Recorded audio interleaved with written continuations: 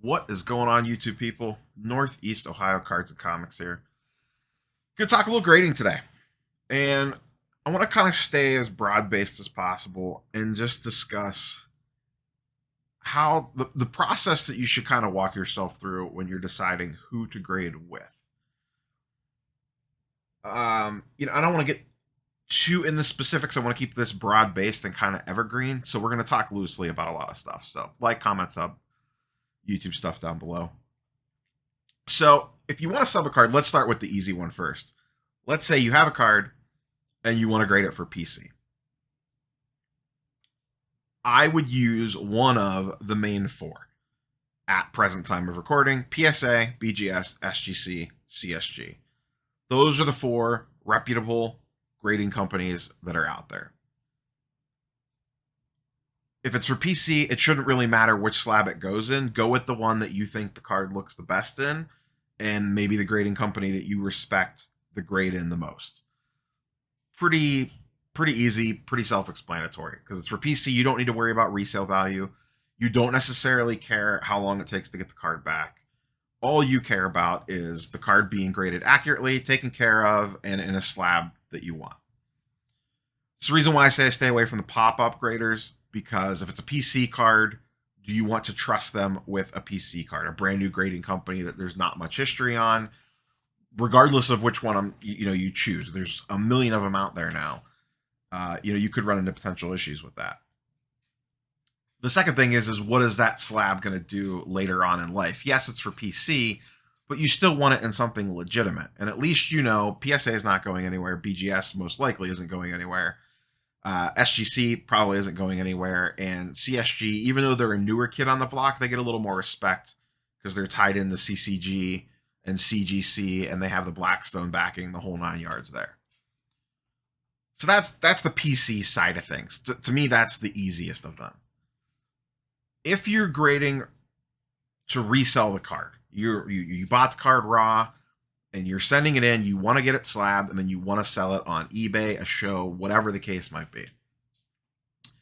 Now you got to do your homework, and there's a little bit of a process involved. First thing you need to do is take the temperature of the market. Right now, at time of recording, PSA is the most liquid and highest selling value for graded cards. But you need to factor that in with what does it cost to get it graded with them. How long does it take to get the card back? Because since you're grading for resale, timing matters. So you're going to need to look into what company pulls probably the best and the second best comp value when you're going to resell the card. Next, you want to look at what does it cost to grade and how long does it take to get back. Then you need to go a little more in depth, compare comps, and then essentially it becomes a math equation. How much money do you have into the card? Did you buy it raw? Did you get it out of a pack? Did you get it out of a box? However you want to evaluate that. Plus the cost it is to grade. And then what can you get out of it? My general line is, as of right now, PSA does get the most, but they're pricey to grade with. That could change. That very well could change in the future. So if you take the price it took you to acquire the card, the price it took to get the card graded, and that at least equals a PSA 9 or an SGC 9 or a BGS 9, like whatever the common grade is, then I would lean towards going with the company that commands the most value. As of right now, that's PSA. Because at least on a 9, you're going to break even, and then 10 is all profit. What you don't want to get in a situation is when you submit the card, wherever you're sending it to, that the cost of the card plus the cost of grading in a 9 is going to equal a loss. Or a 9.5 if you're looking at something like SGC or a BGS Min Gem or whatever. And once again, I'm trying to keep this loose and not give specific examples because this stuff is going to change over time. Grading fees are going to change. Turnaround times are going to change. Potentially the brands that get respect in the hobby could change and shuffle around. We've already seen it in the last year and a half. PSA has been the dominant force, but SGC has pretty much is equal to or surpassed Beckett, in my opinion, and in most people's opinion, or is at least on par with them. And that stuff is going to continue to shuffle around, especially in spots 2, 3, and 4. I don't necessarily see PSA getting knocked off their throne anytime soon. Maybe price comps Maybe the gap narrows a little bit. I don't personally, I don't see that happening within the next year or two. I could be wrong.